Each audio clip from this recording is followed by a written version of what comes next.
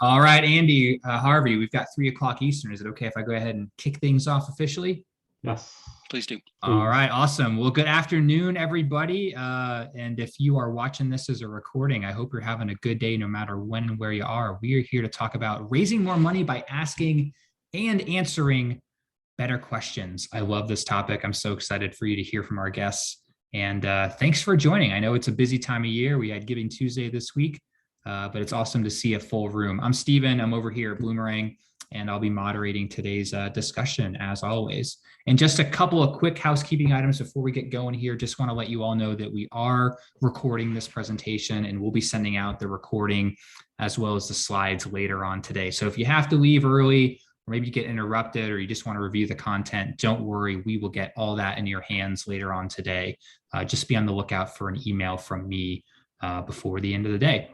But most importantly, I know a lot of you have already done this, which is great, but use that chat box on your webinar screen. We're going to save some time for Q&A at the end, but we would love to hear from you throughout the hour or so. Introduce yourself if you haven't already. There's also a Q&A box specifically. Your questions might be a little more visible there if you use that one, but we won't discriminate. Either way, we would love to hear from you. Send us a tweet if you're a Twitter type person. I'll be looking at those as well. But bottom line is we would love to hear from you over the next hour or so. And if this is your first Bloomerang webinar, just want to say an extra special welcome to you folks. We do these webinars just about every Thursday throughout the year. I think we're getting close to session number 47 or 48 on the year here. We love doing these webinars. We got great guest speakers, great content. Today is no exception by any means. But if you've never heard of Bloomerang besides the webinars, we are a provider of donor management software. That's what Bloomerang is. So if you are curious about that, or maybe you're shopping before the end of the year, check out our website. There's all kinds of great resources you can check out, videos to watch to really get a sense of what we're all about. But don't do that right now. At least wait an hour or so, because we've got, dang, two of my favorites, two living legends in the fundraising sector. We've got Harvey McKinnon and Andy Robinson joining us. Gentlemen, how you doing? You doing okay? Yeah, we're good. This is great. Great, thanks. And dang, Andy and I are even matching. It's like this is going to be a great session. That was a good omen for things. Wow, thanks for doing this, by the way. I know both of you are super busy. You're speaking at conferences and doing webinars and workshops all the time. So it's really a treat to have you. Andy has done a Bloomerang webinar for us before. He's making his triumphant return, and Harvey making his Bloomerang debut here. So if you don't know these gentlemen, actually, I think that the two of you combined now hold the record for the most books written by a Bloomerang webinar guest. I think you've both got like what, 5 or 6 under your belts each. If I was in the office, I would hold up Harvey's great new book on monthly giving, which is behind my desk, and really awesome. So monthly giving, if you're interested in that, please get that book. I'm sure Somewhere Harvey will around tell you here. about that. Yeah, it's probably somewhere on that shelf, right? Andy also has written a lot of great or a lot of great books, especially one on training your board. So hey, everyone, deals with that, right? So check that out. And we've got Vancouver and Vermont. So we've got both ends of the country covered. So you two are awesome. I'm going to pipe down because nobody wants to hear from me. We got you two here. So I'm going to stop sharing my screen, and I'll let you bring up your beautiful slides. And the floor is yours, gentlemen. So take it away. Okay, so I have the privilege of starting things. First of all, let me do a shout out to Stephen Shattuck and Bloomerang. Stephen is amazing. He is the most enthusiastic person in the world doing this work. So good news. Thank you so much for hosting us again, Stephen. Also, a little shout out to our colleague, Kevin Wilson, who's managing the slides for us at Harvey's office. So Kevin, we appreciate your help. Here's how this is going to work. We're going to do a little intro. Then Harvey's going to talk a little bit about getting inside the minds of donors. And then when that's over, I'm going to talk a little bit about questions you can ask to strengthen and deepen the relationships. While you're doing that, we're going to be taking questions throughout, and we'll be sort of stopping and trying to answer those questions as time allows. We'll take questions at the end. And also, we will stick around into overtime and try and address as many questions as we can. So our goal is to be done at the top of the hour. But if we're having more questions, we'll just stay here and answer them till you're done asking questions then. That is our intention here. So welcome everyone. Kevin, when you're ready, you can put the slide deck up. I think perhaps we're having a technical issue with that, so bear with us.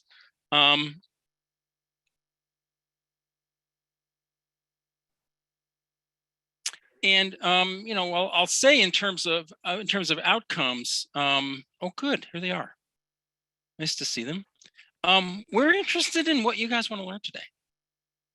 So our topic again is how to engage donors better by anticipating their questions, learning to think like donors, and also how to ask better, more probing questions. That's where we're heading. If you want to throw anything in chat in terms of what you're after today, we'll take a look at those and try and respond. So let's go to the next slide while that is happening. Harvey, why don't you talk a little about this, please? As most nonprofits have these days, is that renewal rates have been declining, and that's been consistent. There are a number of reasons, and you might know for your own organization what's appropriate for you. But essentially, and we work with dozens of clients in Canada and the States on an annual basis, and we look at all sorts of other, we do tests where we send dozens of donations to nonprofits to see how we're treated as donors. And generally speaking, the donor appreciation engagement is not great. There's less personal contact, more virtual communication, and there are consequences for this. The other thing that I think is happening globally is that there's greater economic inequality. So what we're seeing is a shrinking of the middle class that historically provided the base, the backbone of most donor programs. So what we're hoping is, we're talking about today is looking at things from a donor perspective will give you a better idea of how you can best respond. You have to thank donors, you have to appreciate them, you have to report back. But if you can get inside a donor's mind, I think that is the secret to reducing your attrition, which means increasing the number of people who renew and give you gifts year after year. So we'll see if the poll works. The question here is, how often do you actually meet with donors in person or perhaps virtually on Zoom for any reason? So this could be cultivation, this could be asking, this could be thanking.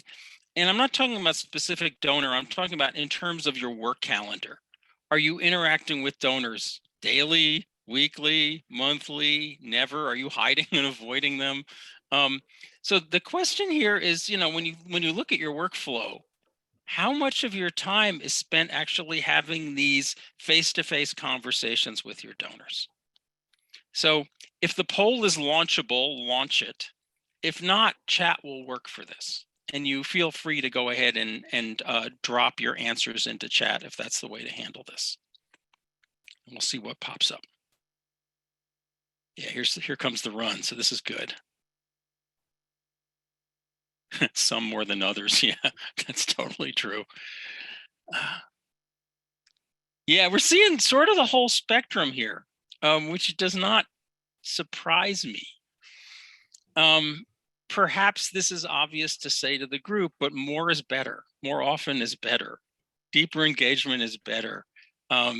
Being in thorough and honest relationships with people seems to work better in fundraising. So I'm appreciating all your answers in chat. This is great. Let's go to the next slide, Kevin, please. So before I hand it over to Harvey, I want to do a little fundraising 101 just so we're all starting on the same page. What you're looking at is one of the modern theories of fundraising. And there are many, many versions of this in fundraising world. This one is called the cycle of fundraising. You may know variations and they're all good. And the idea here is that we generally start in the lower left by identifying potential donors. We want to get them excited about our work. We want to educate them. We want to cultivate them. At some point, we need to ask them to give. When they give, we want to thank them, appreciate them, love them, recognize them. And our goal in any relationship with a donor is to involve that person more deeply. If we're good, we take the person we have involved more deeply and we say, hey, can you recommend somebody else that we might be able to ask? So we use the donors that we have to identify and perhaps introduce us to new donors. Anything you need to know theoretically about fundraising is in this slide. The theory is simple here. You learn it in 60 seconds. The work is implementing it. The work is actually taking the steps and carrying your donors through this process. And next slide. What we want to emphasize today that most of the work is relationship building. You're going to see a slide that shows the time allocation of how we spend our time on this. Next slide, please, Kevin. And a little shout out to our colleague, Tina Sincati, who's a lovely consultant based in Boston. Tina created this. And what I'd have you notice is the slide at the bottom, excuse me, the slice at the bottom where it says ask, maybe 10% of the work in fundraising. And everything else, the other 90% is the stuff we do before and the stuff we do after. So in terms of anticipating donors' questions, engaging with them, responding to them, deepening the relationship after they give, everything we're talking about this afternoon relates to those things. And the better you get at the whole suite of donor engagement, the more money you're going to raise.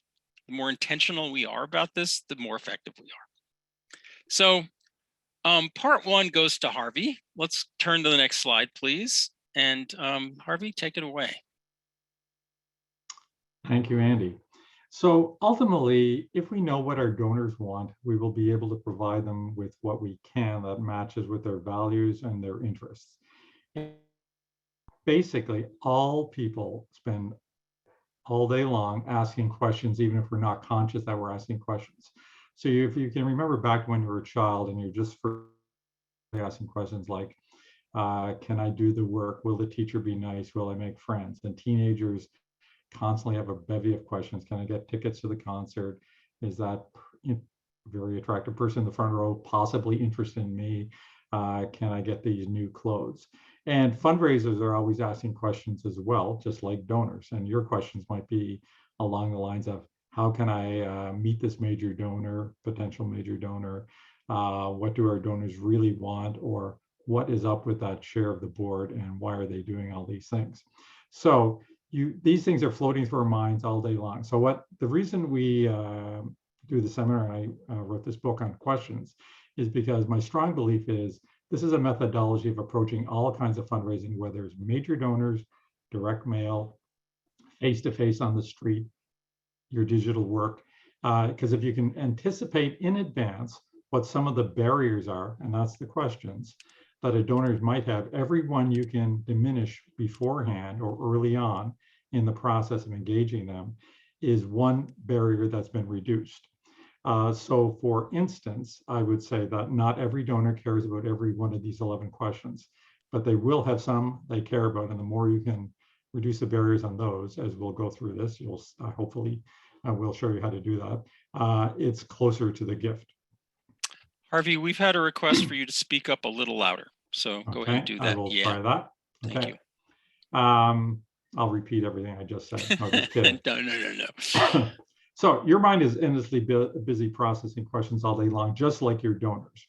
And our general belief is that, as I said, that if you anticipate these things in advance, you get much closer to the gift. And so when you have these questions in your mind, you can put things on your website, you can throw things in newsletters, you can start conversations with some of the core questions that donors really care about, and that gets you, again, much more money in the long run.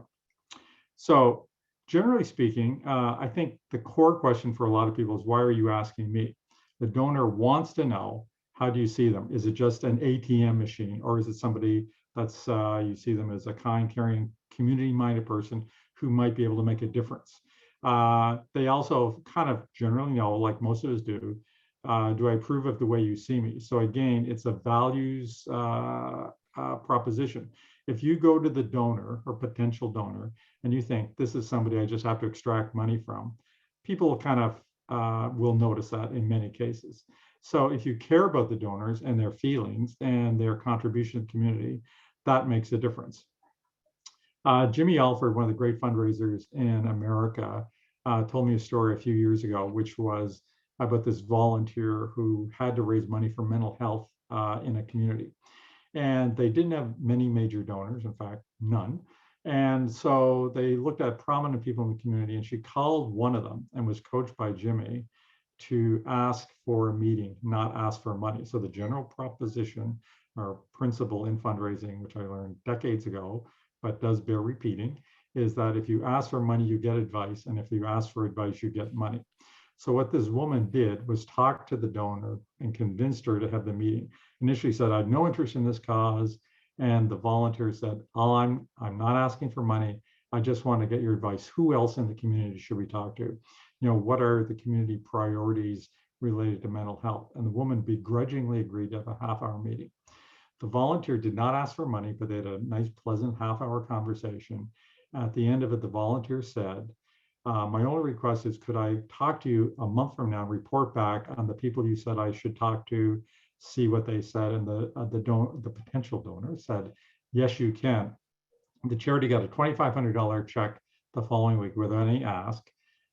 30 days later, they met again, no ask, but also a request to report back 30 days again. $25,000 check came the week after the second meeting. And then after the third meeting, which again was not an ask, there was a $125,000 check. The person became emotionally involved. When your people want to know why, they should be the person contributing to the cause. And so fundamentally, it's you care about this cause because of what you've already done in the community. You've met some of the people that we've helped. We will inspire others to give, and you'll solve our community problems, or kind of summarizing this. Why are you asking me? So people also want to know who you are. If you are a peer or a friend or somebody who's a lot of power in the community, that makes a difference. If you're somebody they've never heard about, don't know, that makes it much more difficult. But when you've given yourself, that gives you some power to ask for a gift from someone else. If you haven't given, you are very unlikely to be successful. So you have to give to the cause that you're soliciting for.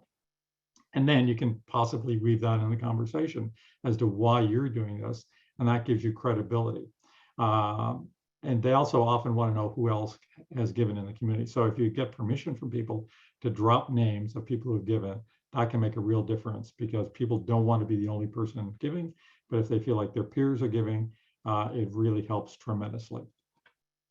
Third question, do I respect you? So we have in our brains the amygdala, the fear center, where you have flight, fright, and freeze as the emotional reactions to things that scare you. And we've all got it. It's very active. There's some great books on neuroscience I highly recommend you read, from Daniel Kahneman to Robert Sapolsky, to figure out how this affects Robert Cialdini's book on influence as well. These are really important for fundraisers, to learn this neuroscience behind asking, fear, and why people give and why they don't give. But the core thing here is trust, and it's earned, not given. So in Stephen Covey's 7 Habits of Highly Effective People, he said there's a 5-step layer for trust. If people don't know you, there's no real, even my general attitude to life, trust people. It's always worked out well, with some few exceptions. It's still worth it. However, trust is built over time, and you know this with your friends and people you've met, that over time, as they demonstrate their responsibility and credibility and kindness, you trust them more and more. So Fraser Green, great fundraiser in Canada, was working for an organization, left it. One day he got a call from somebody saying, I expect you to give $1,000 to our capital campaign. And he was instantly irritated by this, needless to say, and he's told me that, like, Tony Soprano's mob is calling to get some money. And then over the next 15 minutes of the conversation, the person just layered guilt on him after, threat. Other people will know if you haven't given. And finally said, I'm not giving this and I will never give, hung up. Fraser was sitting in a restaurant with another potential major donor to this cause. And so in addition to being horrible fundraising, he's told this story to many people, which has a negative impact on the organization and that individual doing this. So respect is earned. So if you treat all your actions as if I wouldn't want this on Twitter or the front page of the New York Times, then that's a pretty good way to behave in life.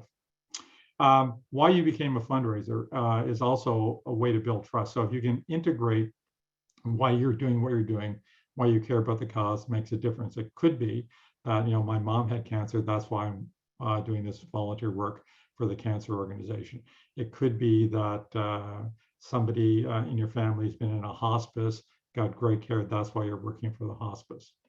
Again, integrating your own personal stories can be highly motivating to people.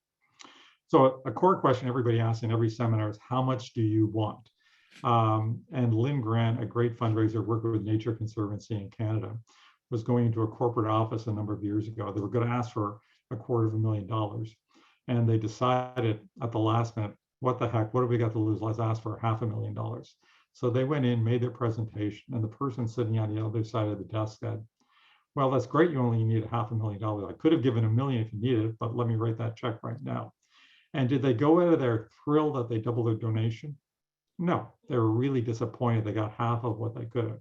And perhaps if they asked for 2 million, they might have got $1.5 million. We don't know. So one of the most difficult things in major gift fundraising, especially, is figuring out what to ask for. In direct mail and digital fundraising, you can often base it on money targets. $82.57 will do this, or your last gift was $50. Could you match it, or maybe even give 65 this time? But for major gifts, it's a tricky thing to do, figure that out. And transformational gifts take time. David Dunlop, who many of you will know is one at Cornell University, spent his life there, took 13 years to get $100 million plus gift. And because they trusted him at the university because he was so successful, they were willing to wait for this. I know most of us don't have that much time, because we're often moving on to another job beforehand. But recognize that if you really want people to give a large amount of money, you have to work with them to bring them along. It takes time. While your organization, you have lots of competition. There's 1 million charities in North America, and then the nonprofits outside of charitable giving. There's tons of competition. So there's one thing that makes your organization stand out. In Canada, there's 180 international development agencies. What makes you different from them? The only thing that makes you different is your stories. Some of them are, doing child sponsorship, others long-term international development, others emergency work. But really, there's a big overlap between these organizations. You have stories that are unique to your organization, and we know that storytelling is powerful. It's incredibly important, not the only thing in fundraising, because you need great data and great asks and all this. But storytelling is fundamental. We're hardwired for stories, and figuring out how to tell it well is, of course, the secret to success. Let me pause you for a second, Harvey. Sure. You're talking to a donor. You're telling stories. You're having the conversation. What do you think the ratio is of you talking versus the donor talking? Like what's the optimal division of time in that conversation? You should talk minimum 33% of the time. And in fact, if you talk less, that's probably a great thing. So fundamentally, I think for major donor conversations, what you want to be doing is asking questions. Yes. Then you reflect back what they've said. So if somebody says, I'm really worried about high administrative costs in your organizations, your response should be something along the lines of recognizing what they said. So I understand that you're really concerned about organizations spending a lot of money on internal staff, salaries, et cetera. And so money doesn't go to the cause. That's totally understandable. When I make gifts, I feel the same way. So you're reflecting back what they said, and then you essentially deflect it. That's why our organization, when we're going off to staff meetings, we never stay in hotels. We sleep on somebody's floor or spare bed, which was what I was doing at Oxfam when I worked at Oxfam for a decade. So you essentially reflect, deflect. You show them that this is really good in your personal relationship too. You reflect what they said so you understand it and people feel heard, and that's critically important. And then you are prepared in advance to have a counter argument to everything, although it's not an argument. And I will pick a fight with you on this one, and then we'll move to the next slide. I think what I would say to the donor in that case, that I would say, I hear your concern. A lot of people feel that way. And I want to say this. The money we spend on administrative costs is our financial accounting system. It allows us to use your money carefully. It's staff training. It allows our employees to do their jobs better. It's a good database so that we can keep track of all these relationships. So maybe we have to stop calling it administrative costs and we have to start calling it infrastructure or something like that, because that's the money that allows us to be effective at our work. Right. And I'm on a crusade about this. So you triggered me. So here I am. You're easily triggered. No, I totally agree with that. And I've used that argument before. So it's probably a bad example of the reflect deflect. Well, it's a teachable moment for everybody. And we're it's getting a really a lot important of love point. and chat on this, and understandably. Yes. And when I worked in international development, we said, okay, this organization, we're spending 8% on administration. This organization spends only 4%. Yep. But what's happening is if you're not monitoring projects overseas, and that takes money, the money could go astray. So by spending enough money to make sure we have people visiting these projects, to make sure the money, the accounting level. So people get I would call that evaluation, right? That's us checking to see if we're doing our work well, right? Totally. So some of it is terminology. I'm going to send you back to the slide deck so we don't get lost here. All right. So urgency is, I think, one of the 3 most important questions. If you are not making it urgent in some way, then what's going to happen is people, like I don't know if anybody got any emails on Giving Tuesday. I got a couple 100 million. So if you don't have some sense of urgency, you're in competition with all these other organizations. Urgency doesn't necessarily mean the church roof is falling in, and doesn't mean there's mass floods. It could mean a targeted, we've got to raise $50,000 for this women's shelter, a date by March 31st, or we need 1,000 donors to chip in, or we need 150,000 people to sign this petition to the government to make sure they protect this wilderness area. Whatever it is, the milestones, deadlines, and the consequences if you don't reach them stimulate people to give. I've many times over the years, when I've had these urgent deadlines, is I'm looking at, are they going to meet their target? Then I make a second donation in a very short window period. And people need to be stimulated, and urgency is really, really important. I think the second most important question of these 11 is it easy to give? So like everybody on this call, I've gone to websites to try and make a donation, and then all of a sudden I have to re-enter everything again. Really irritating. And recently, and some of them don't take auto-populate, which makes it even more annoying. So recently I tried to give $100 to a food bank in Nova Scotia twice. And after I filled out the form a second time and it just crashed, I thought, like, that's it. That was about a year ago. Have I given any money since? No. Could I have been a long-term donor? Possibly. So you have to make it easy. And when you have websites with lots of questions before people fill it out, when you have, give us your phone number, that is a thing you can just see people withering away because they don't want to give you their phone number because they don't want to be called. So simplicity is your friend here. And there's lots of research. Great book by, there's a bunch of great books on simplicity, and where they test, you have 3 options or 20 options. 20 options for your ice cream sounds great. You sell more ice cream with 3 options. So ease is really, really your friend. And I'm going to pause you again when you're done with this one. I got another question, but go ahead and finish your thought. Sure. And the key thing to make donations really easy and to reduce attrition is convert your donors to monthly giving. Yeah. So Stephen talked about the book I just did on that. Erica Wasserp-Dorp has 2 good books on it as well. I have 3. And but when people become monthly donors, you don't have to ask them all the time to give. They give forever. In our analyses, which is in Canada, the States, and Australia, and Europe, people, when they become a monthly donor, worth 7 to 20 times more money because they don't drop off your programs at the rate that your single gift donors do, and they upgrade over time. So critically important to do this. So there's an interesting question from my friend Annie Payton. Hey, Annie, how are you? About if we're raising money for endowment funding, how do we create a sense of urgency around that? Well, the sense of urgency around endowment, I guess the things you have are, you've got a target and a goal. The community, we have to get the community together to raise so much money. Yep. That's the only way to kind of give that a sense of urgency. But I do have a personal thing around endowment funds is I don't like them. And the reason I don't like them, I used to sit on a board of a US foundation that paid down their endowment. I was in major environmental foundation because $1 spent on the environment today is worth $5 a decade from now if we're doing things like climate change or preserving old growth forests.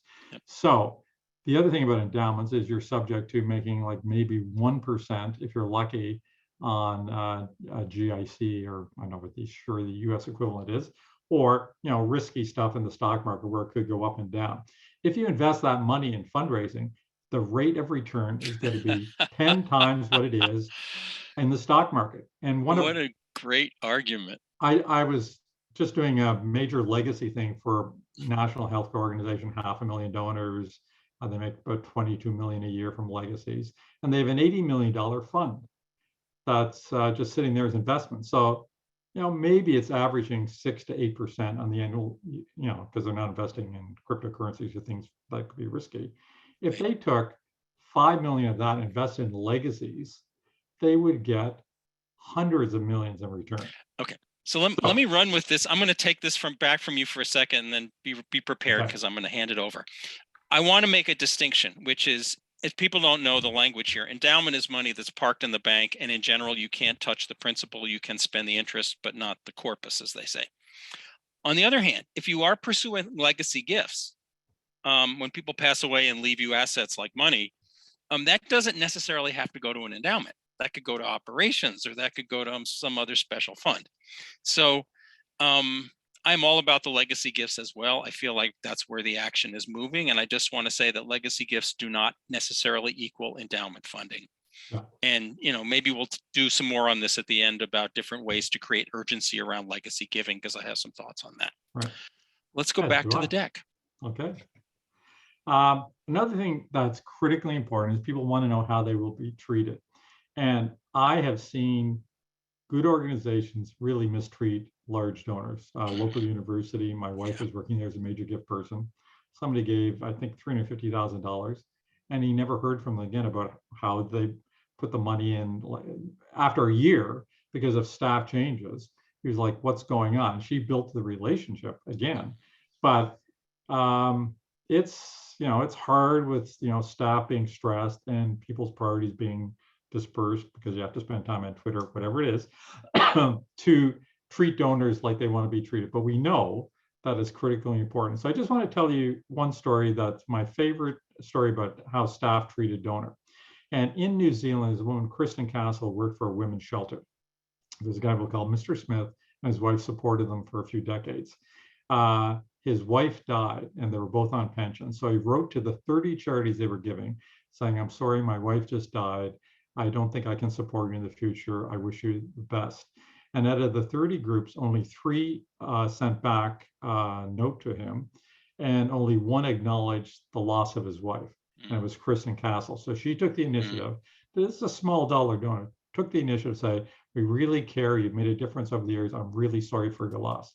And he wrote back a beautiful letter to her saying, "You're the only one who did this. I really thank you, and I'll do my best to continue supporting you." So whether or not he gave much more money or could leave a legacy, doesn't matter. It's her attitude that's really important. She was kind, caring, appreciative, and that makes all the difference. So when you hire people, if they have this kind of attitude, you will raise way more money because of the kind of people they are. And there's a pretty good chance he went on and told this story to dozens of his friends, because that's the kind of thing you do tell to people.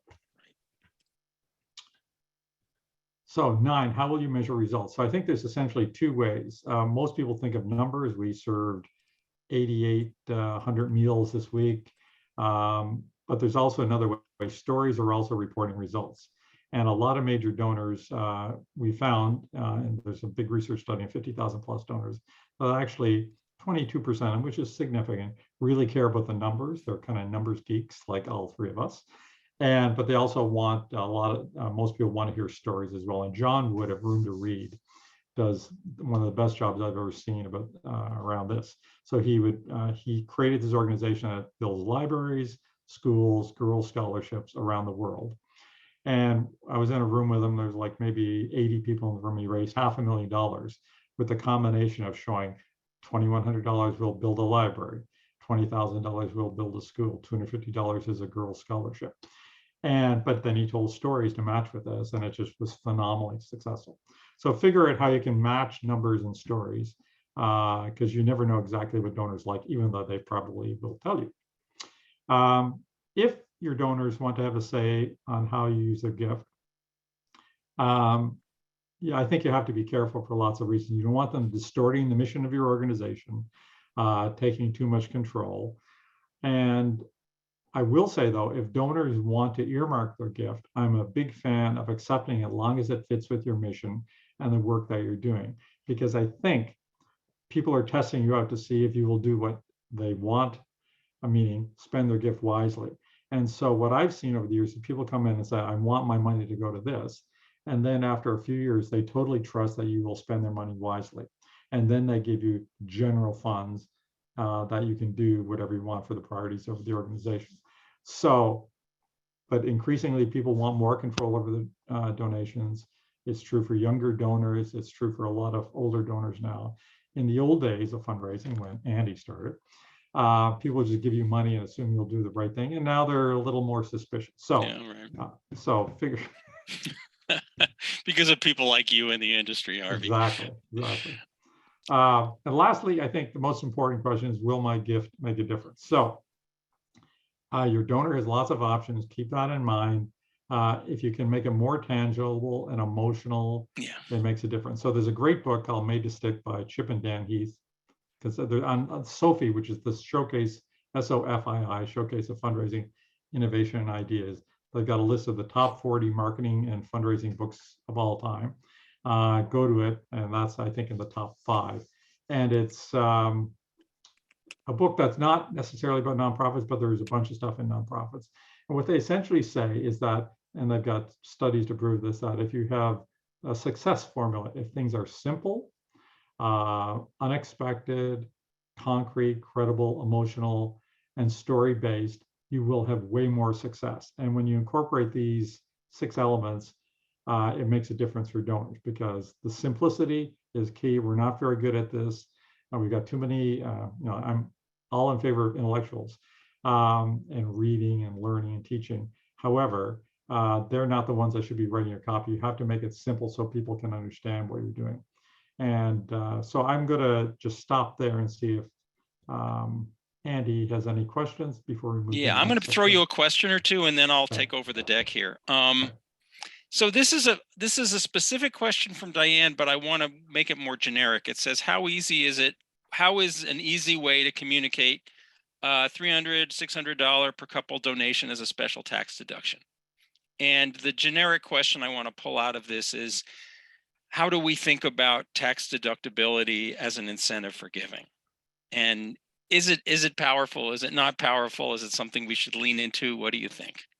Well, I think almost anybody likes to get that, assuming they're paying any taxes at all, right? Because many rich people don't. But I think generally speaking, people like to get that. However, I used to sit on a board, Greenpeace's board in Canada, and we lost our tax status because conservatives in the oil patch lobbied against the organization, and it was taken away. But at the time, we had something like 50,000 donors. We didn't see any drop in the money from them. Yeah. There were major donors giving $25,000, and it did hurt them because they would be getting like a $12,000 deduction. So some of them would go down to 15 or 20. But fundamentally, the organization was not damaged at all. And it's a bit of a badge of honor. They said, we're not tax deductible because we are lobbying, against the, for the climate emergency and their vested interests that are opposing us. So we need your support. So, and there was a big study a number of years ago, and really people can get a tax deduction from a million places. And so that's not something to lead with. You lead with the great case you have that's going to make a difference in your community. Thank you. And I think, when we have studied sort of what inspires donors to give, the tax deductibility is on the list, but it's like 10th or 15th on the list. It's way down. All right. So I'm going to assume, based on Harvey's great wisdom and all the other work you have done, that you're going to actually get some yeses, and you're going to talk to some donors, and they're going to say yes, and they're going to want to give you money, which is brilliant. Then there's a conversation that follows that. And what tends to happen in this moment is, all the little pleasure centers in your brain go off and all the dopamine and whatever, and you're like, and then you leave. And it's like, no, this is like the beginning of the conversation. This is not the end. So I want to give you about a dozen questions. And I've sent Stephen a handout that includes most of these, and we'll try and send it out afterward along with the recording. And someone's also asked for the chat log, and I think we can save that as well and get that to you. So Kevin's doing slides for me. Next slide, please, Kevin. This is an obvious question. Let's like, how are you paying me? And, what I tend to do in these environments is I have a pledge form with me, and I'll pull it out of my briefcase or pull it out of my folder and say, okay, thank you for the yes. This is awesome. Let's talk about all logistics. Like, how do I spell your name correctly? And whose name are we? And do you want to be anonymous, or can we list your name in our annual report? And oh, by the way, how do you want to make payment? Like, are you writing me a check today? Am I swiping a credit card? Like, how are we doing this? Next, please. This references what Harvey said, and I will agree and disagree. At the end of the day, what our organizations need is unrestricted money. And we have to be good at pitching those unrestricted gifts. And we have to be able to say, when you give us whatever the amount is, it supports all of our work. It supports a variety of programs. It supports the impact that we have across the community. It supports the partnerships we have with other organizations, all of that. Now, per Harvey's note, if somebody really wants to make a restricted gift and it fits your mission and you can handle it, amen. You need to have a gift acceptance policy. And that simply means we accept restricted gifts under these circumstances. And, one example is a minimum amount. Most of the groups I'm working with, if they're going to take a restricted gift, it has to be at least $5,000 or $10,000. Because if you are taking restricted gifts of $50 or $100, the bookkeeper, the accountant will take you out back and shoot you. And I will testify on behalf of the bookkeeper, the accountant, because that is an accounting nightmare. You got a gun problem in America, I think. We do have a gun problem in America, right on. I haven't used it yet in this circumstance. Anyway, let us learn to get better at pitching unrestricted gifts. I feel like as fundraisers, that is part of our work. Next slide. How would you like us to recognize you? Now, there are people who like to be anonymous, and we have to honor that, and that's lovely. And I will tell you, as someone who's given to a lot of organizations, sometimes I let them have my name and sometimes I don't. And I don't know that I have a strategy. I think it's more intuitive than anything else. But the list of names is a big deal. And I think many of us have had the circumstance where we get that annual report or we get the newsletter and they list the names and we're reading through the names to see if we actually know any of these people. Like, who are these? Are these my peers?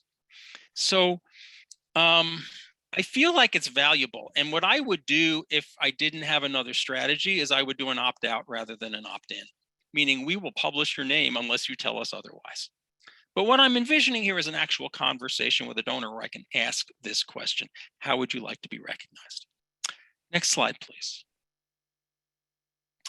Is there someone we can honor with the gift? A friend, a family member. Certainly there's become a tradition with some of my family members that what we do for the holidays at this time of year is we give gifts to each other's favorite charitable organizations in honor of each other, in lieu of buying more stuff that we don't need. And that's been lovely. And I'll check in with my sister or my sister-in-law each year and say, is it the same group this year? Who do you want us to give to in your honor?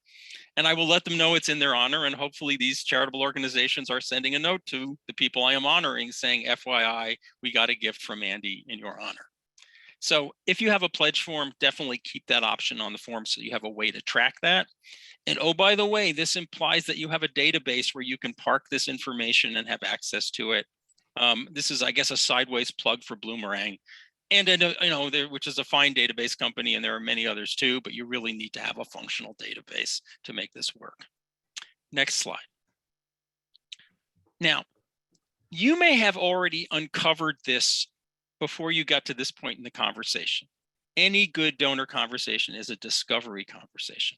What do you care about? Why does this work resonate with you? How do you connect to our mission? Tell me why you care. And so this may be redundant and it may be unnecessary, but frankly, if you haven't gotten to this point of the conversation yet, you really need to go there, because this is how you understand your donor's motivation. And if you're going to serve them and get them to recommit and maybe increase their gift over time, you need to know who they are and why they care. Next slide. Now, I have done this a number of times, and I've actually been this person too, where I'll say to somebody, you know, you've been so articulate about why you care about the work. Would you write a testimonial? Or, you know, I don't know if it's appropriate, but I can even write down what you just said. And if I'm getting it accurate and we can put your name to it, I would love to include it on our social media feed, or maybe I can put it on the website, or I can send it out in our next newsletter. Is there some way that we can let people know that you care? Because this is peer-to-peer, right? This is one donor basically talking to other donors saying, this stuff is good. You want to be a part of this. So I think it's good to ask for testimonials. People are generally flattered. Sometimes they'll say, no, thank you. But a lot of times they'll say, sure. And occasionally they'll say, yeah, if you'll write it, I'll sign it. So you have to make sure that you are accurately representing their views when you do that. Next slide. And Harvey, I'm going to have you keep track on chat. And if there's anything popping up in the chat or Q&A that's relevant to this, feel free to jump in and interrupt me. One, which I'll toss in. I didn't want to interrupt you. Of course, you can interrupt me. Yeah, go for it. But it's a very good question from Mary Corkery, what are some ways to connect to donors when all their interaction has been with one person in the organization, but they want to start spreading donor relations across several members of the organization? So a really good, important question. It's a brilliant question. So I'm going to frame this in terms of risk management. If you have a primary outreach person who knows all the donors and all the funders, and it's one person in your organization, maybe it's the CEO, the executive director, the development director who's been there for a decade, and you lose that person, right? If they take another job or they move out of town, or, you know, God forbid they get hurt or something, you have a problem, because all of those relationships are invested in one person. So a classic thing you have to do as risk management is to start to spread those relationships across the organization. And the way that I would do it, and Harvey, feel free to jump in, the way what I would do it is consciously introducing people and saying, Martha, you've been a generous donor for 15 years. I want to make sure you know 3 or 4 or 5 people in our organization so that we can serve you better. And also you can get a sense of who works here and who's on the board and who cares about this stuff. This is like a peer group. So I would consciously do introductions. And what do you think? Totally agree. And when I was leaving Oxfam after a decade, for the major donors, I would go around even after I left with the new staff person to make sure they develop some sort of relationship. And also, always a great thing, which builds on what Andy said, is if you get your donors coming to events or coming to your organization to see some project in action, they will meet other people. So it's not just dependent on one person. Even if the person they're meeting, say a project officer or a volunteer coordinator, whatever it is, the more links they have with you, the safer you are. Yeah. So Emily Hare just said, what if there's only 2 people on staff? And my answer is bring some board members, get them involved in this too. Next slide, please, Kevin. So how do we keep you informed about what we're doing? How do you like to be communicated with? Are you an email person? Should I call you on the phone periodically? Are you active on social? Do we keep you informed that way? Do you actually read printed stuff? Should we send you that? Can I come and visit you? How often can I come and visit you? So find this out, take good notes, get it in the database. Next slide. When I come back to see you, can we include your family members? And I think this is huge because you're really trying to get a sense, especially for older donors, you want the offspring to know what mom or dad or grandma or grandpa cares about. And it's a way to expand your donor pool, but also if we're going to start having the planned giving or legacy giving conversation, the heirs need to know this is what my father, mother, grandpa, whoever cared about. So let's start to bring the whole family into the conversation. Next slide. Can you open the door to other donors? Who else cares about this work? Will you help introduce us? Will you send an email? Will you make a phone call? Can I drop your name? Would you like to host a little party for 3 or 4 of your friends who come over and learn about this? Yeah, I think the work of fundraisers is to find new donors, and I have found the easiest way to find new donors is through existing donors. Next slide. Who else do you support and why?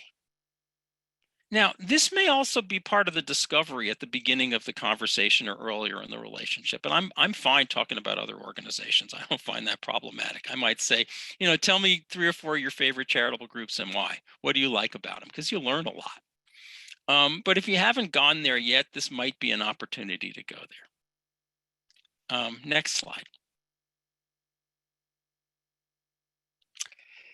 Would you like to help?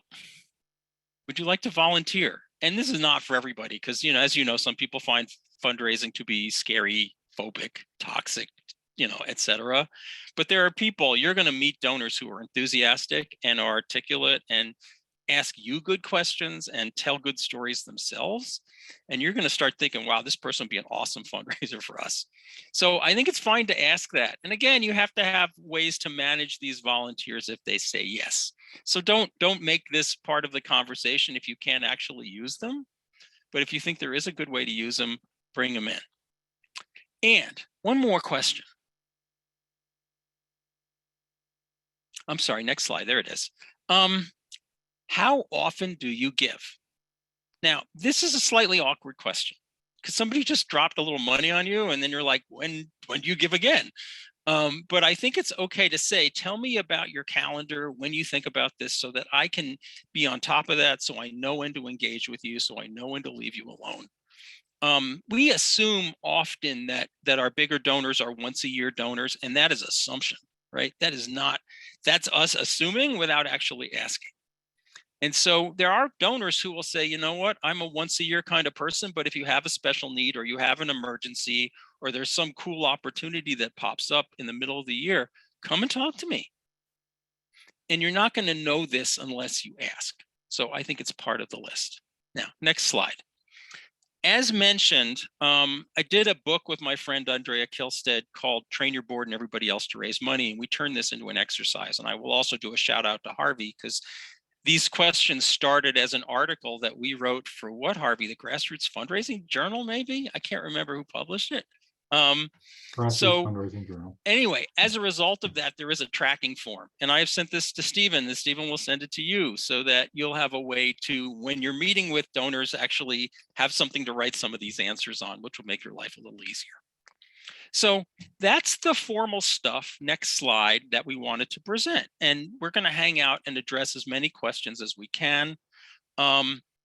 Stephen, you're welcome to jump in because I know you've been paying attention to chat and the Q&A, and maybe you can help us manage this a little bit. Is there anything you want to ask? Well, first, I just want to say thank you. That was some awesome info. And like you heard a couple of times, I'm going to be sending out all those resources that Andy mentioned, that handout, the checklist, the sample questions. I'll send all that stuff out for sure. But Harvey and Andy, before we get to questions, just want to say thank you. I'll take some of your advice from the session and say thanks before I do anything else. This is really cool. It looks like we got some agreement in the chat on that as well. And just so you're tracking chat, Stephen, so you know, we have several dissertations on the definition of the word Hoosier. And I hope you'll go back. Oh, I saw those. Yeah, so thank you. I'm that's the going to most show those important to thing my that wife. happened today is Stephen in Indiana is grasping the term Hoosier for perhaps the first time. So that's good. Anyway, give us some questions. So there's some really good ones in here. I'll start with a practical one here from Cynthia. As you're talking to donors, having those interviews, are you taking notes? Is it maybe a faux pas to actually bring a legal pad with you to the meeting, or how should folks handle that? Because there's going to be good information coming. Do they just need to handle it, or what? I have a take, and I think I'm counter. I mean, I'm not the majority opinion, but I think it's okay to bring the legal pad or the clipboard and say, if it's okay, donor, I would like to keep a few notes so that I can remember what you said, and then I can do a better job serving you when I leave the room because I don't remember everything. And I would ask permission. Yes. I know other major donor fundraisers who think that's verboten and they try and remember everything, and then they go in the car and they write down everything before they forget it, or they get on the subway or the bus and they're scrolling furiously, or they're talking into their phone. So I don't know. Harvey, what do you think?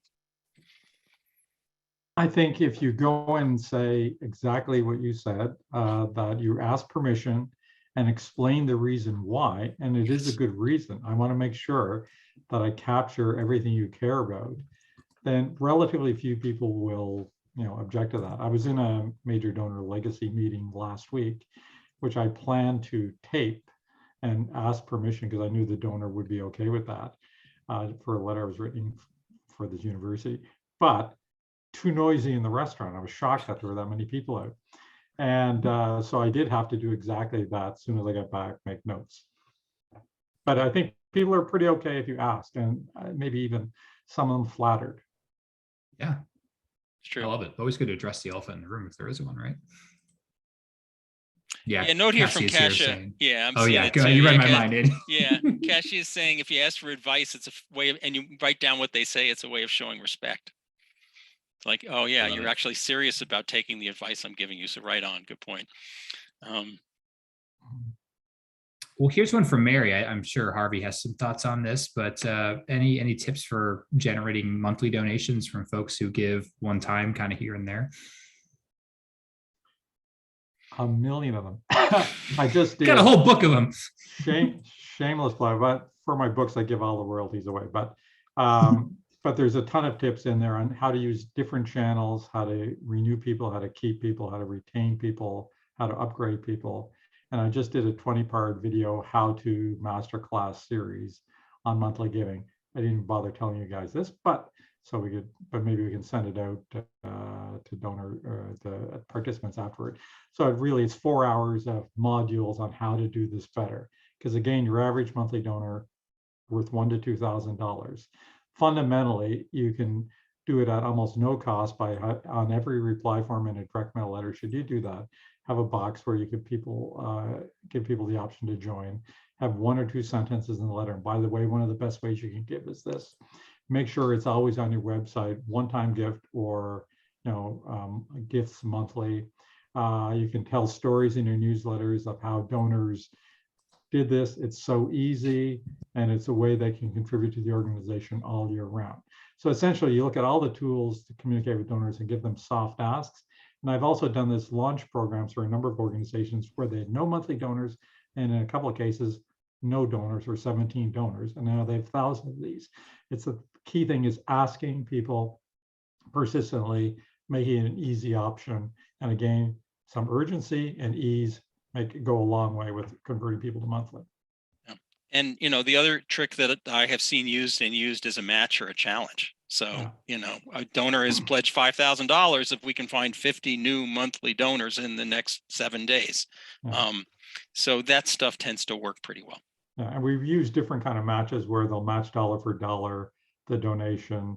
There's a $35,000 match if we can get 88 new people, that sort of thing. So look at all the different variations you can use around match, but of course it does give that sense of urgency. While we're doing this, Kevin, can we go to the next slide? Because we did have a question about books, and we'll just put up the next slide for people. And Stephen, keep the questions coming.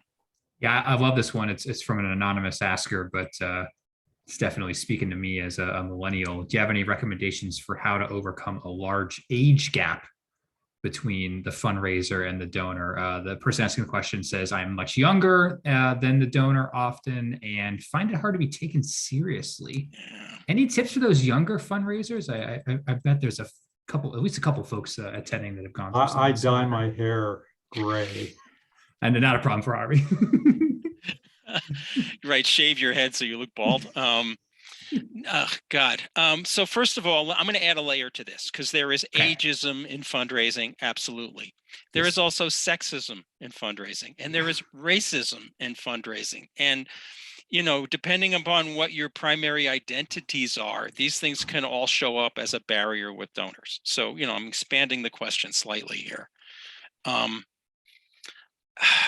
2 answers real quick. Answer number 1 is be yourself. Show up. Show your commitment to the cause, prepare for the meeting, be as professional as you can be under the circumstances. Don't be intimidated. Claim your power. And if your power is, I'm connected to this amazing organization has my back, and what you and I both have in common is we both care about this amazing organization, carry that. mean, that's your superpower in that moment. The other thing I would say, without being deferential, is that you can say to somebody, listen, I know that you've been connected to this work longer than I have, or perhaps, you have some history here that I don't hear. I'm here to learn from you. What can you tell me about the organization that would be good for me to know that will help me do my job more effectively? And here I am asking for advice instead of asking for money, right? So that's not sucking up. It's basically just saying, I bet you have some experiences with this that I don't have yet, and I'd love to learn from you. Harvey, what do you think? Excellent answer. And the only thing I would change slightly is, because we were once young fundraisers and we're still doing it as middle-aged fundraisers, because we'll be around, of course, 30 years from now. No, but we were in that age position where we're talking to donors in their 60s, 70s when we were in our 20s. And somehow we kind of managed to not suck up to them in a demeaning way, and just and be very successful. So I think the core thing is the passion. I've seen lots of younger people come to me. They're just so passionate about the cause. It's contagious. Yeah. Everybody, whatever age, likes passion. And so we had that at the time for the cause that we were working around, environment, international development, whatever. And well, people like that. So I think that, I'd say, bring your passion to the conversations, whether you're fighting racism, sexism, or working for the environment, whatever. That makes it an enormous difference. Yeah. Thank you. Yeah, you have power. You are authentic. You are the real deal, and people will resonate with that. I love it. Shout out to the young fundraisers. You're awesome. Well, dang, this hour flew by. We're a couple minutes over, and I want to be respectful of everybody's time, but I know there's a couple questions we didn't get to. Andy and Harvey, are you cool taking questions maybe offline, online? I can't remember the word there, but I'll send them to you. Well, the ideal is that we continue with whoever wants to stay. Yeah, we're happy to hang around. It's up to you. I know, Stephen, you may have childcare responsibilities here. That's okay. The 3-year-old's still sleeping. We're good. Yeah, but we can go into overtime a little bit if you're good with it, and if not, you can send us questions offline either way. Yeah, well, we'll let folks roll off if they need to, but we're going to keep recording, and we'll send that to folks if they need to go. There's a really cool question here from Amanda. How do you think about building a relationship with a potential donor when they're not meeting with me for me? They're meeting with me as a gateway to supporting our organization. Amanda's saying the donor and me are very different and have little in common.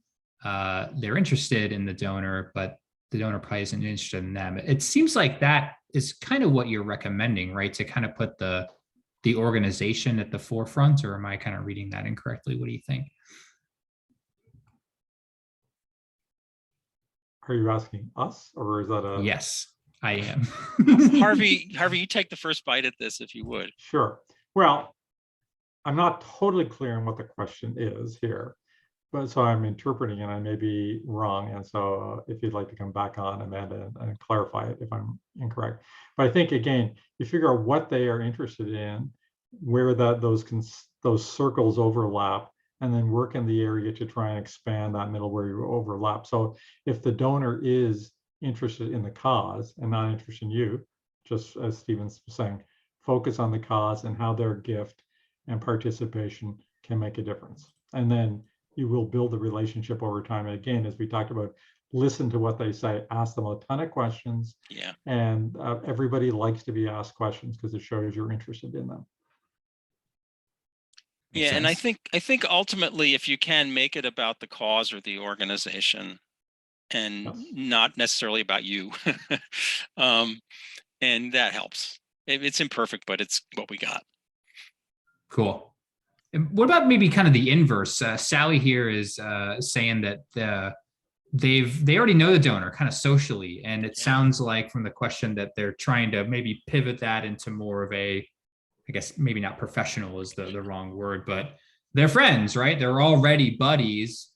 What have either of you gone through that where it wasn't necessarily a stranger or someone where there wasn't, that relationship existing, but they had to kind of move them towards that giving? Kind of an interesting question, I thought. Your turn, Andy. What I would say to this person is, you may know that I'm involved with organization X, and it's really important part of my life, and I'm excited about it. And so I'm sharing this with my friends. And if it's something you're interested in, I would love to have you participate. And if you've got other priorities or you're just not that interested, it's cool. We're still friends regardless, right? I still love you. And I want to give you this opportunity if you're into it. And I would just sort of test it gently and say, and you might say, I've picked 5 of my friends to introduce to this organization, and you're one of them. And I thought maybe this would be something you want to know about. So I think that's how I'd handle it. Harvey, what about you? I think excellent answer. And just a nuance on that, I had a friend approach me about who's the wealthiest person I know, found a gold mine literally. And he wanted to talk about charitable giving. So I could have pitched all my clients that I really like, but that's the wrong thing to do. So I actually asked him about like essentially what is near and dear to your heart, what do you emotionally care about? And then tragically, it didn't overlap with my clients, but I sent them off to organizations that I thought did really good work in this area. And that's the kind of thing that builds trust. And maybe there's some other organization that in the future I can talk to him about, but he'll know I have his best interests at heart. I think especially you have to be careful with your friends to make, I've had lots of friends over the years where you have to think about it very carefully because you don't want to damage the relationship. But thinking of them first, I think, is the way to get around that. The other thing you could do is you could host a party. I mean, house parties are great when we're allowed to go back into people's homes and have parties. And you can, invite 20 people, to come to your house, and it can be a fixed price. It could be a pitch with a donation after it, right? And that's a lovely way to introduce people to your organization.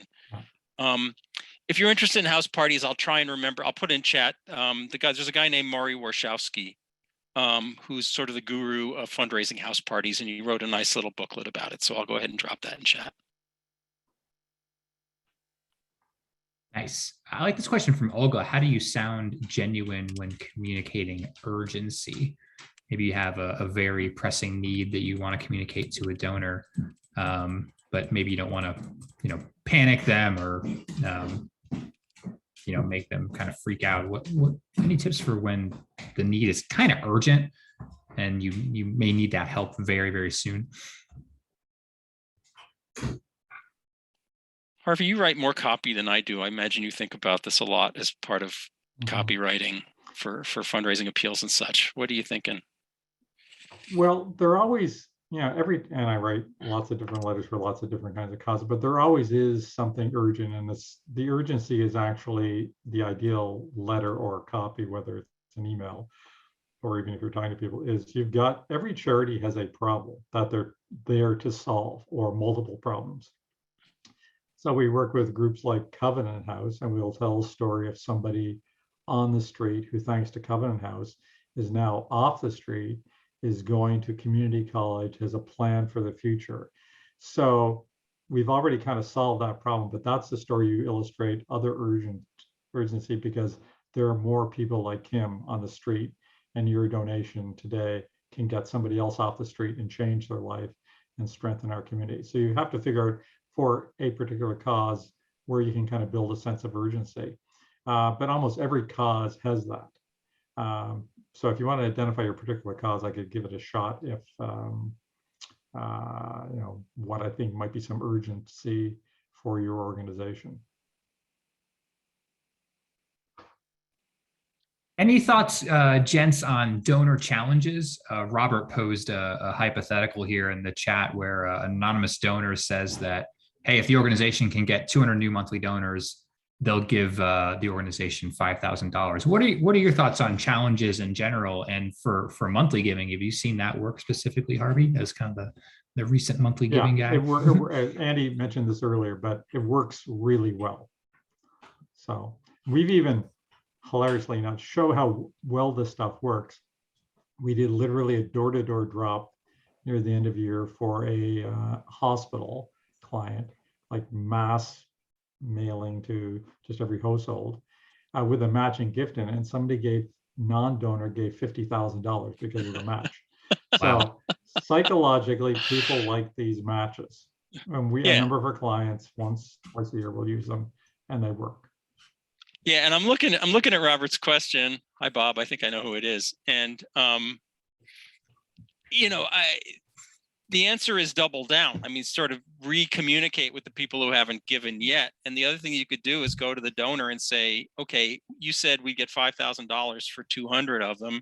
We've already got 100. Can we have $2,500, please, if we don't make it all the way, and see what you can get, on a per rata basis rather than the whole thing. If you don't get to the total goal, see if you can get a match for the ones you do get to. So other questions? Yeah, there's a question that came in. I think it was around the time you were talking about online giving forms and not creating a lot of friction, specifically around phone numbers. Natalie is saying, is there any context for when you might want to ask for a phone number? It seems like it might be a good way to have that conversation, but you don't want to prevent the donation because you asked for it. Is it putting it on there as an optional, or maybe asking for a phone number afterwards? What have you seen work there? Yeah, I think the core thing is you don't ask for it when people are possibly making their first gift. And the second thing is you can go back to people and ask for their phone number. Obviously, they're great things to have, but the way to do it is give them a reason to give you their phone number. So one of the reasons could be, if you'd like to leave your phone number, just in case there's any problems with your credit card donation or your electronic funds transfer, we'll know how to be able to get a hold of you. So that is a good rational reason for people to leave your phone number. And maybe for your organization, if you have the phone number, we can text you when the gala event's coming, so you'll be the first person to know, to make sure that you get a ticket before it sells out, because it sells out every year. So again, give people reasons for all of these things that you're collecting that people instinctively don't want to give you. And I go back to the pledge form. If you're actually sitting with the donor and you're filling out the data, how do I spell your name? Make sure I have your mailing address correct. What's your phone number, right? And without even putting a charge on it, sometimes people will say, 555 and give you the number. And if they're hesitant, then you can go where Harvey goes, which is, here's the reason we ask for it. And it allows us to serve you better. That's cool. That makes a lot of sense. Tax deductions came up in the presentation. Anne was wondering if you had seen any research on that since the tax law change in 2017. Oh, yeah. For my part, we still see December 31st as the biggest fundraising day. That's when the most revenue comes in. So it seems like there's still something in people's mind on that last day of the year. And I know there may not necessarily be that tax benefit anymore to doing that, but what all have you seen there? Any impact of that over the last 3 or 4 years? So for those who don't know, the tax law change in 2017 changed deductibility. And for many people, they got a better deal with a standard deduction rather than itemizing their deductions. And so the theory was that was going to depress donations because fewer people were going to have access to deductibility. I will tell you, what year did we just finish 2020? We're in 2021 now. 2020 was a record-breaking year, right? In the middle of the pandemic. We raised more money in the US, at least in the US, than we have ever raised. Right. And I think that, Stephen, you're better at these numbers than I am, but 2021, all the preliminary numbers we're seeing is we have another kick-ass fundraising year. Yep. Right. So the idea that globally speaking, or at least across the US, that the change in the tax law depressed giving, no, we haven't seen that. There's no data to show that. So I just don't worry about it that much. And Harvey, I know you're an expert on US tax law. No. You feel free to weigh in. We'll take another question. It's the 2 days after Giving Tuesday. Any Giving Tuesday hot tips? We've had a couple of questions around Giving Tuesday. Hot takes, I should say. Yeah, I have a bad attitude, so I'm going to kick this one to Harvey. I have a bad attitude, so I'm going to kick this one to Stephen. Although I do see the Bloomerang show that I think this year went up 7%. What I'd be kind of curious is that, because one of the, every year you get increasingly more inundated with asks. So we were chatting about this with our account managers 2 days ago and laughing at the subject lines that people would send out. So we write these things for a number of our clients, but when you get subject lines saying, "It's Giving Tuesday!" ! Delete, delete, delete. So you have to, just like teaser copy on the outside of an envelope, you have to make these subject lines interesting or teasing to get people to open the email, because otherwise you're not going to get a gift. The other thing I would say is that I found a lot of the copy was awful, meaning just bad fundraising writing, dense paragraphs written by people in communications and marketing who don't understand fundraising, who talk about how great the organization is, as opposed to how great the donor is or how great the donor's gift would be if it was allocated this. So again, there's lots of issues, just like, because it's easy and cheap to do email in a way compared to direct mail. You tend to have people who don't know fundraising often writing a copy, and that means you're just going to raise less money. Yeah, standing out does seem to be the key, because like you said, it's everyone's inbox are full of emails with the same subject line. Yeah, you know, I will use the non-vernacular, but a friend of mine says it's like trying to get into a urinating contest with Niagara Falls. Right. Right, you're not going to win that one. And so, you know, I'm glad it's working for some folks. And I think Harvey's correct. If we were more strategic and targeted and had better pitches, we would do better with it. Yes. So, yeah, and I should also say, I mean, Stephen, you have done content on this through the webinars, and I would refer people back to those because I know they're in the archive. Yeah, when it comes to next September, October, look us up, because there's a lot of good stuff there for sure. And I will say again, December 31st. Yeah, that's a much bigger day with less competition, if that's the right word, in the inbox. So if you don't have something queued up for New Year's Eve, sneaky good day for sure. We have, you know, a dashboard of all the revenue coming into Bloomerang, and that's when we see big time, even after the tax, especially after the tax law change. That didn't seem to, it may have been an incentive, you know, I'm not saying it wasn't, but not having that now, like you said, Andy, didn't seem to be a deterrent.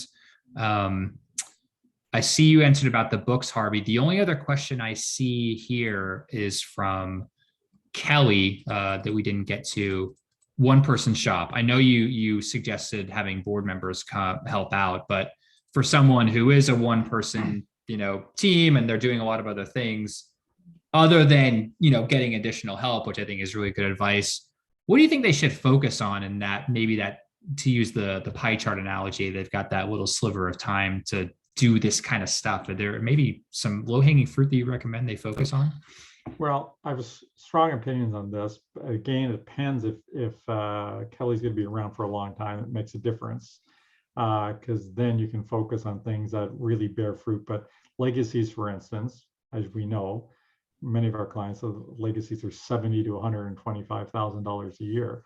So anything you do, even if it's a small part of your time around legacies marketing, incredibly lucrative payoff. You just have to be patient for people to pass on. Then you can use some of that money to hire somebody else, and it's generally always unrestricted money. So I'd say that's one thing to focus on. Again, if they could build up their monthly giving program, so if they say have 3,000 donors and they can convert, you know, 300 of them to monthly giving over a couple of years, well, that should bring in $6,000 a month. Again, money you can use as a basis to do more things investing in fundraising. But fundamentally, when I used to be a one-person fundraiser when I was at Oxfam in British Columbia, Andy was too. And so the core thing is to set priorities where you'll have the greatest impact. And I was doing a tour of Australia decades ago to one-person offices, and you know, maybe sometimes two or three, but only one fundraiser in the office. And I asked everybody where they spent their time. And even the people who were the fundraisers, you go through, well, you know, 40% administration, you know, 20% on meetings that went nowhere. But then they'd be like 30% working with volunteers, XXX. How much for major gifts? 3% of their time. These are the fundraisers. Legacy stuff, maybe, you know, an hour a month kind of thing. So you have to take some of the time on administration and volunteers or other things that don't instantly produce money and cut them down as much as possible, because they will not allow you to grow to become a larger organization. Oh, I have an even simpler answer to this. Harvey's an excellent answer. Thank you for naming that. And I will even be a little simpler here and say, pick a number of donors, 5 donors, 8 donors, 10 donors, right? And say, my job over the next 3 months is to connect with these 5, 10, 8, whatever, 12 people, and pick a slice that's not scary. Yeah. And, maybe they are your most loyal donors, or maybe they're the most generous donors, or maybe the people who've given the most number of years. And just start to cultivate those folks. Like, who are you? I'm like to come talk to you. Like, I'd like to know more. You've been giving to this organization for 15 years. That's amazing. We added up all your gifts and it's several $1,000s. I want to know who you are and why you care. May we have a conversation about that? And just start at that level and do, if you can do 5 in the first month, then the second month, try and do 6 or 7. And, ratchet it up. I love that. That might actually be very energizing as a task or an activity. You hear, you ask people why they give, and they tell you how much they love your organization, and it's mind blowing. And we're in the trenches doing the grunt work and being ground down, and we need to hear from the donors because the donors actually energize us. I love it. Speaking of energizing, I owe you two for doing all this extra work. This was really kind of you to go through literally every single question. This is really cool. And thanks to all the people who are asking and engaging. Kevin, next slide. Really appreciate that. Kevin, final slide. Buy the books, by the way. Thank you. Oh, yeah, here we are. I can plug it. Yeah, connect with these two, obviously. I can't believe we did almost an hour and a half without Harvey dancing. Harvey has been known to cut a rug at conferences. So I know he's feeling a little under the weather, so I'll give him a pass this time. But thank you both. This was really cool to have you. This is a real treat for me personally. I hope everybody else enjoyed it. Thank you. Thanks, Stephen, for doing it. And Andy. Nice to see you, Harvey. Always, Stephen, you are a hero. And thank you, everyone, for giving us a chunk of your day. We can't do this. Doing this ourselves is boring. It's much more interesting. Yeah, when we have shout out to you. Us. It's a busy shout time out to all of the year. participation. It's no joke. So, Stephen, thank you for inviting us. Everybody carry on. Do your work. Do it well. Yes. Harvey, I will see you perhaps at the dance party. Hopefully. Yeah, I'm going to check that out, Harvey. Hopefully we can see everyone else on our next webinar. Same time, same place next week. My buddy Julia Dornez is going to talk about those last minute year-end tips. She's got some cool stories to tell. She's got a lot of really interesting case studies where she's been able to raise a lot of money in those final days and hours of the year. Going to be a fun one. If you're here, you will get an invite to that session, even if you're watching the recording. So be on the lookout for that. And I hope you all have an awesome end of your week. I know it's getting to year end. So hang in there. You're all awesome. Stay safe, stay healthy, and we will hopefully talk to you again next week. Bye now.